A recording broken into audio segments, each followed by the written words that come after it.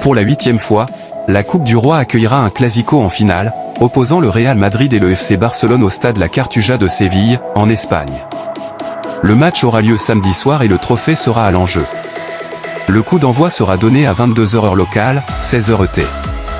Ce match d'envergure pourrait s'avérer décisif pour l'avenir de Carlo Ancelotti, l'entraîneur du Real Madrid, et permettre à son homologue hansi-flick d'ajouter un deuxième trophée à son palmarès depuis son arrivée à Barcelone à l'été 2024. Sur les 7 finales précédentes du Clasico, le Real Madrid en a remporté 4, 1936, 1974, 2011 et 2014, contre 3 pour le Barça, 1968, 1983 et 1990.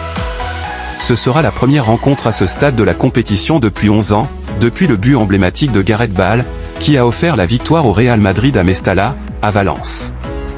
Alors que tous les regards sont tournés vers Ancelotti, sous une pression immense après son élimination en Ligue des Champions de l'UEFA, la tactique et la sélection des équipes des deux équipes risquent de s'avérer cruciales. Du côté du Real Madrid, 4 blessures majeures menacent les plans de Carlo Ancelotti.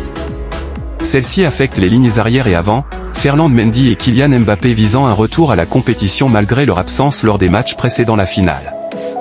La victoire en milieu de semaine contre Retafe a également été gâchée par les blessures de David Alaba et Eduardo Camavinga, qui doivent tous deux subir des examens complémentaires avant de confirmer leur absence. Mendy, quant à lui, n'a plus joué depuis mi-mars en raison d'une blessure aux ischio-jambiers. Le latéral gauche a repris l'entraînement avec le groupe en début de semaine et pourrait être retenu si l'entraînement se déroule bien cette semaine. Mbappé blessé à la cheville lors de l'élimination en Ligue des Champions contre Arsenal, Mbappé n'a plus joué depuis. Il s'est toutefois entraîné avec l'effectif et a été absent contre Retafe par précaution plutôt que par nécessité. Barcelone aura également des soucis de blessure, même si aucune nouvelle surprise n'est à signaler cette semaine. Le point important concerne Robert Lewandowski, blessé contre le Celta Vigo le week-end dernier et désormais absent jusqu'à 3 semaines, ce qui le laisse quasiment sans chance de jouer ce match. Alejandro Balde reste également sur la touche au poste d'arrière gauche, ce qui laissera à Hansi-Flick une réelle faiblesse dans son alignement à gauche de son unité défensive. L'alignement du Real Madrid, 4-2-3-1 avec Thibaut Courtois, Fede Valverde, Antonio Rudiger, Raúl Asensio, Fran Garcia, Dani Ceballos, Aurélien Tchouaméni, Rodrigo Goes, Jude Bellingham, Vinicius Junior, Kylian Mbappé.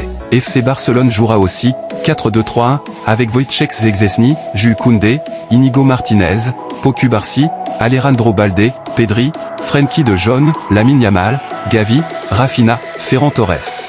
La composition du Real Madrid est assez claire, avec 2 incertitudes, l'une dans les buts, où Carlo Ancelotti devrait aligner Thibaut Courtois, malgré le fait qu'Andri Lunin ait disputé tous les tours jusqu'à la finale.